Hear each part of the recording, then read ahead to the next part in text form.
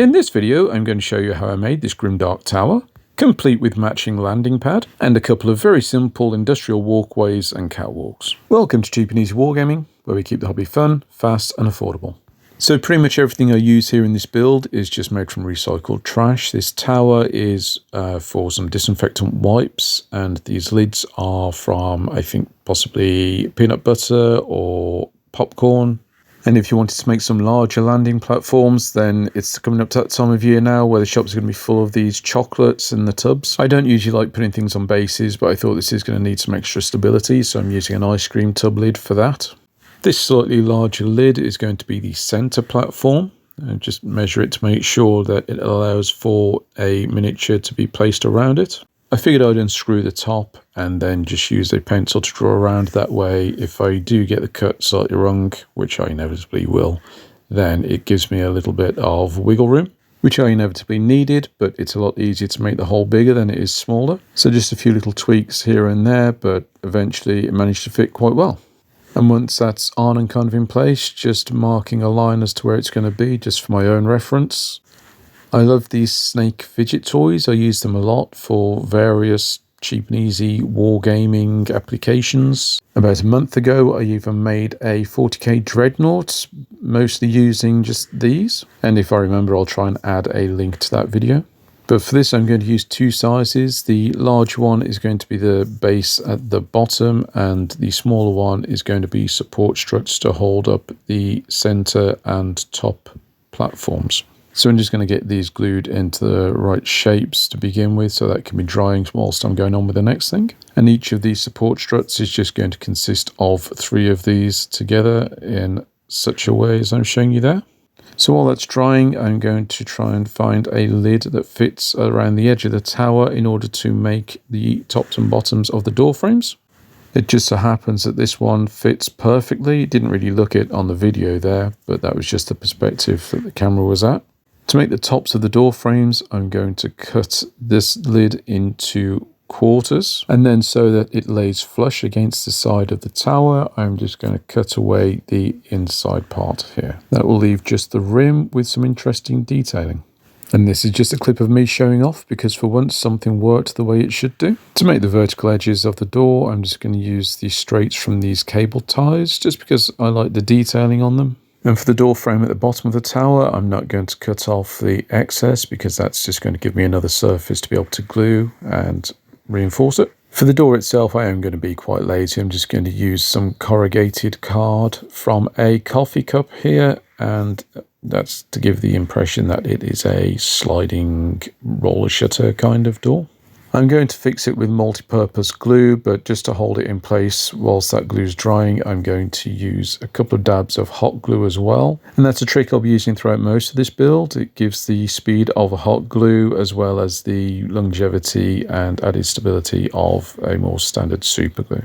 I figured the easiest way is to do the top and bottom of the door frame first, because that gives a bit of wiggle room with the support struts for the side. Because now, as you can see, if you don't measure them exactly, then you can still slide them inside and behind the tops and bottoms.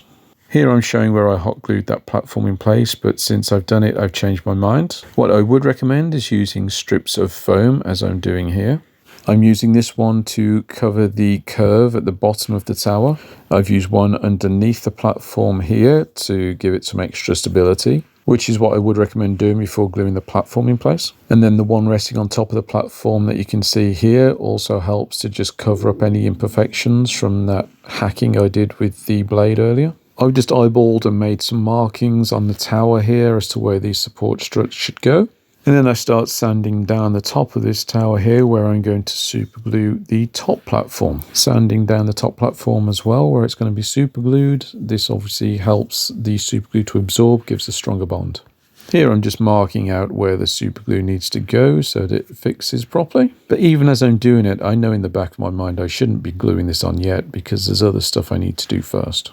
Also, as another pro tip, what it might be worth doing with platforms like this is just gluing them to a piece of card or something to give them just that added bit of strength and stiffness when it's all completed. The plastic these lids are made from is usually quite rubbery and bendy, which is great for some arts and crafts and modelling, but not so great when you want something to just look solid and not bendy. This bit is just the first of many steps that I came to that I realized would have been so much easier if I hadn't already glued this thing together. I wanted hatchways in these panels so that I can have ladders to make it easier for models to go up and down levels. Obviously, if it wasn't already glued in place, this would be a lot easier. But to be fair, even with that in mind, owing to the softness and rubberiness of the plastic, it was still fairly simple to be able to cut it out once it was in place. It didn't take much to tidy up the edges, just make sure they were straight, and after that was done, it was a case of doing the platform underneath. I initially intended to have the hole straight below and just one long ladder going straight the way up. But then I thought this way might make the game a little bit more interesting. The characters have to maneuver around more and arguably make the terrain look a little bit more interesting. To give the landing platform an industrial look, I wanted to give it a kind of panelled grilled effect, starting by just eyeballing and dividing it into 4 quarters. To simulate the grilled mesh, I used this plasterer's tape. This stuff is so useful and versatile when making wargames terrain. And it's also super cheap. This roll cost me £1.50 and I bought it brand new from a shop. Shock horror. If I ever get to the point that I'm monetized by YouTube, I'll see if I can make that tax deductible. This stuff is already self-adhesive, which makes the job very, very easy. It's also super easy to cut with scissors or a blade. I then just measure out a square to go in the center just from this card stock. And using the grid on the cutting mat, just cut off the corners. Using centimeter lengths of the same card, again, I just very roughly measure it once it's in place. And then I use a pin just to add some very simple riveting detail. Turns out it wasn't very riveting at all. In fact, it's quite boring now I'm watching it back. Bad jokes aside, I do show later how I do riveting in a different way, which does actually look a lot better than this. And unfortunately, I forgot to film myself even gluing that bit together. But I'm sure if you've been paying attention, it will all make perfect sense, and we'll see it again later anyway. For now, I'm just going to use these foam dominoes to start just cutting out random shapes that I'll be sticking on here, there, and everywhere just to add some extra detail. This is just a similar kind of thing that I do in most of my videos, and it's a very simple thing to do and adds a lot of detail. Felt tip pens are another cheaply and easily available item that we can use for wargaming. Cutting corners wherever I can. Here I use a pair of pliers just to cut the felt tip pen. It did leave quite a rough cut, so just sanding that down to make a nice flat edge once you're done. I was planning to have both of these next to each other initially, but then I thought it would be more interesting if it looked like it was actually passing through the platform and then out of the bottom. By gluing the lid in place like this, it just gives a few extra little details as well. All of these random little things just add to the overall finished effect. Gluing a block of foam at the bottom here can then glue that other pipe in place. It doesn't have to be measured exactly because you're going to be looking down and not see that little gap anyway. Wanting to add on some panels that look like they've been just riveted on randomly to cover up damage over the years. I decided to use a plastic tub as this already had the right curvature and would just make gluing it and fixing it on a lot easier. And here, by using a pin from the back to the front of the panel, it creates a riveted effect, which is much better than the one I used on the top landing platforms. Combination of multi-purpose and hot glue again, just to hold that in place. This is me again making a fan, an air conditioning type unit to go on the side. I made one in my last video, so I won't go through it in too much detail, but if anyone is interested, then either please see my last Habblocks video, or I'll put a link in the description for Doc, who is the guy that I believe came up with this technique. He's got his own video, which is absolutely brilliant. So I'll link it. I strongly recommend watching it. For the center of the fan, I'm using this spiky rubbery ball. Again, this is something I use for a lot of different things and a lot of videos. It's very useful. Don't let my struggling here fool you. It's actually quite simple to cut if you use a sharp blade. And then just glue that to the center of the fan. Stick it into the bottle top or whatever casing it is that you're using, and then attach that to the building. For the base of the structure, just going to use more of this plasterer's tape and then glue on the main supports in order to just add that stability. So I found this chicken wire in a field and it is grim. If you're going to use chicken wire, then I would just advise buying it new. I just can't believe the amount of cuts and scratches I've had off this thing that I haven't been hospitalised for an amputation yet. And I've decided I'm definitely throwing it away after this video. It does, however, make great railings. And Justin on Haunts Wargaming has made a great video using exactly this. But anybody still watching at this point is well aware that this isn't that kind of quality. Instead, I'm just going to poke some holes in the rim here with a pin. And if you get those holes just right, then you can just fit the mesh in as so. It doesn't even need gluing, so if you decide later that it's just getting in the way of the models, then it can easily just come straight back out. Anyone out there with children will recognise these things straight away. This is what we spend Christmas Day unwrapping and undoing wire fixings for. Don't know how far they go as to actually reduce shoplifting, but I can guarantee you I've spent more Christmas days faffing around with those things than I've spent playing war games. But I find they're quite an interesting shape, and they definitely look like they should do something. So there you go, on it goes. This video was originally just going to be a way of doing different catwalks and walkways, as I said in my video on the underhive hab blocks about a week ago. But as I was trying to work out how to do it, I just thought that seems like a bit of a boring video. So that's how it escalated into these platforms with the walkways connecting them. So this platform here is just all of the techniques I've used in the main tower build, only with this added card at the bottom just to give it that extra stability. So just using a combination of the walkways we're going to make and these various lids to make these platforms, it would be so cheap and quick and easy to cover a whole table with this kind of terrain. So for the support struts, legs, you can use whatever it is you've got to hand. These marble run elements didn't really match the stuff we had. They were the wrong size and they're quite cheap as well. And to fix them, you can see I've just very roughly cut a piece of that domino foam and just wedged that right into place there. This gives it a small degree of flexibility. It's less rigid and therefore less likely to break. But depending on what you do use, you can also add some support struts to it, connect them to each other or to the base, and again that will just give it some extra strength and stability. So here's just a top-down view. This is exactly the same method as we used for the top platform of the tower earlier that I forgot to show you all glued into place, but you can kind of make up yourself how that goes. One very simple way I found of making walkways is using one of these plastic baskets that I've seen thrown away in various places. This one was in a skip. I use them so much in various builds, as you've probably seen. It's so easy to use. As you can see, you can just cut it with scissors. It's got so many really interesting shapes. And then covering that with the plasterer's tape. Like I said, it is self-adhesive, but I will use some glue on there as well just to help it stay in place. So with the plastic being so soft, it is quite bendable, obviously. So to counter that, we're going to use a wooden skewer, just cut to the right length. You could attach the skewer at the top or the bottom. Here I'm doing it to the top just because the plastic is flatter there. And I've got this tape here to add a little bit of extra grab for the glue. Ultimately, it's your choice and whatever works the aesthetic you've got going on. But what I'm then going to do is cable tie the bamboo skewer to the side of the blue basket. So this will not only hold it in place while the glue's drying, but it will make it infinitely stronger once it's all finished.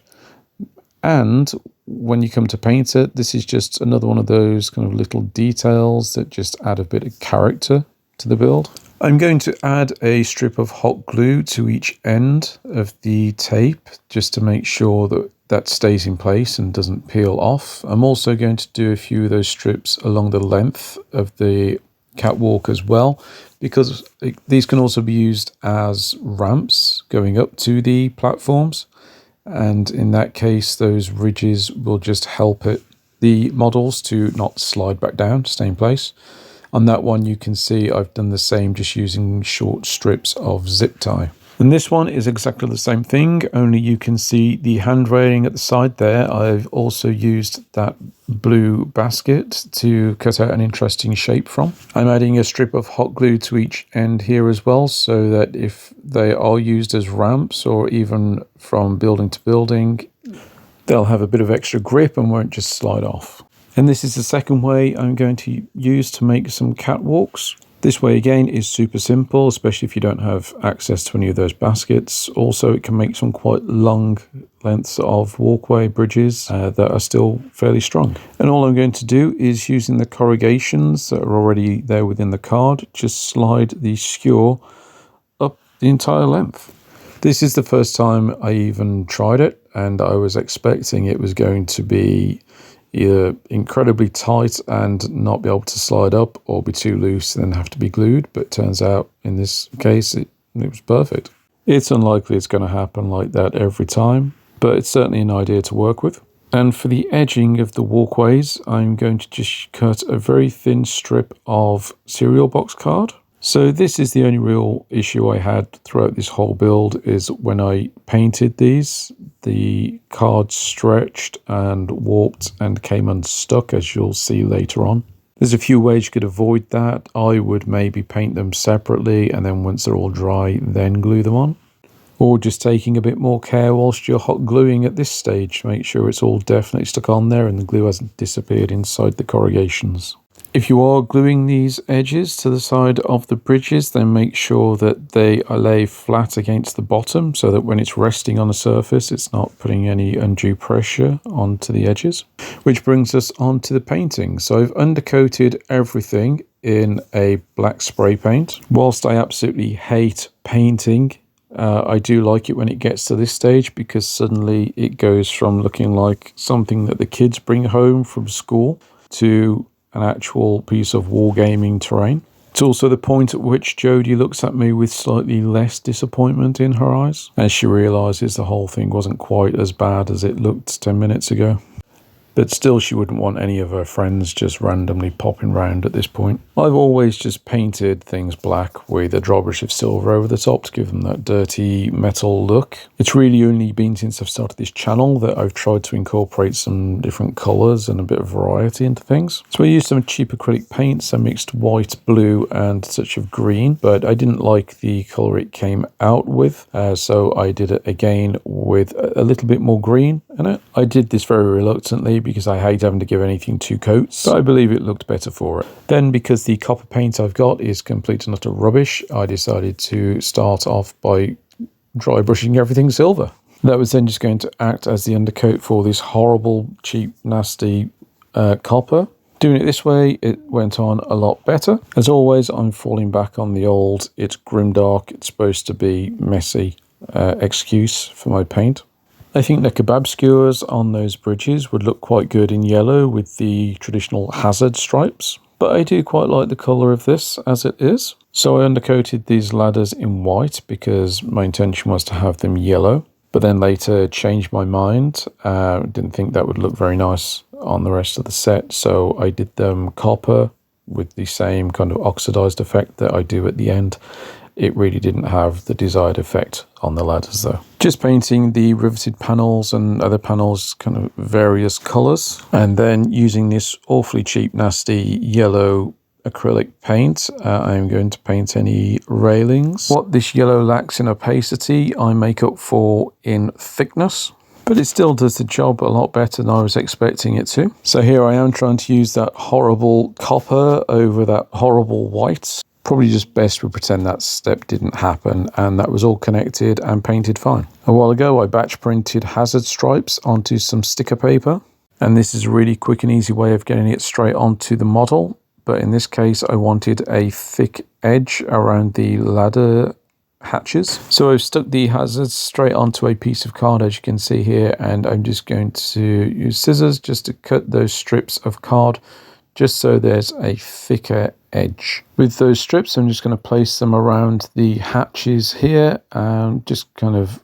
eyeball guesstimate the 45-degree angle and sizes to be able to glue those around the edge of the hatch here.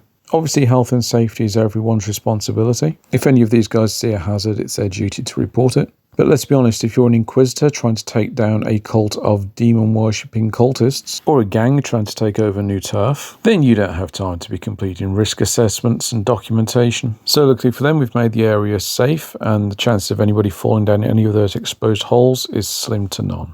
And in a similar vein, to avoid anybody tripping as they walk on or off these bridges, we're going to just stick some hazards on there too. And on the landing platforms, we're going to use the stickers just to stick them straight on. To create a very simple rust effect, I'm just going to take a sponge and rip it so that the edges are uneven, no straight edges.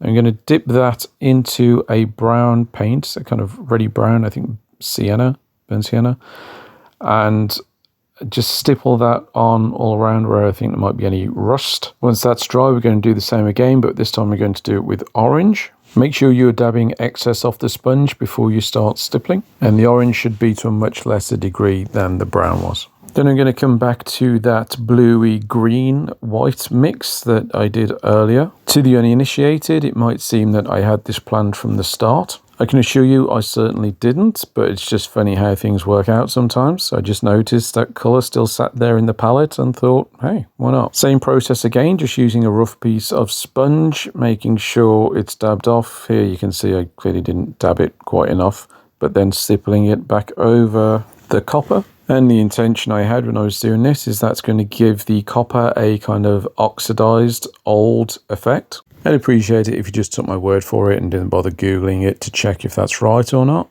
But regardless, I quite like the effect, so I'm sticking with it. Googled and printed out just some generic warning hazard type signs. These are just on a normal piece of paper, so in order to fix them, I'm going to spread some PVA glue onto the area they're going to be fixed, and then cut out and stick on the sticker. And once they're in place, just another layer of PVA glue over the top just to fix and seal them. Simple little details like this, very simple to do, but they have a really good overall effect to the finished product. And then I'm just going to glue the ladders in place. These ladders didn't finish off being anything at all like I wanted them to look. I wish I hadn't gone with trying to paint them yellow, give them the industrial look. But anywho, that's how it is. So this is the finished product. Again, I quite like it. Lots of things I learned while I was doing it. Lots of things I'll do differently if I do something like this again. And if you're still watching, hopefully you've been interested enough to take something from it and use it for your own builds. It would be so very cheap to just cover a whole table with these platforms and bridges. And even building up the towers with these multiple levels as we've got here, as we've seen, it's really cheap, really easy. This could lead to all kinds of levels of complexity and tactical decision making in games, as well as just looking awesome on the table. And there's no end to the combinations that you can create with these things. When you start combining them as well with other things, just the things I've built myself, possibilities really are endless.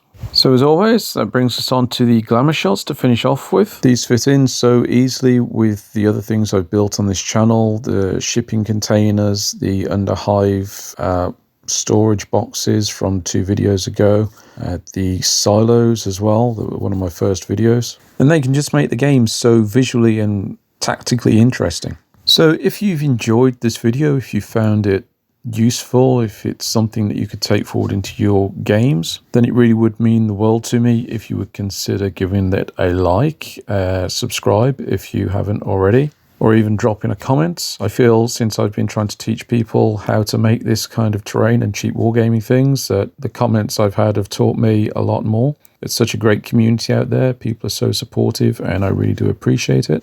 I'm sure lots of other people can learn as well from just reading the comments. But regardless of any of that, thank you for watching. Please do take care of yourselves, look after each other, and until next time, keep on being cheap and easy.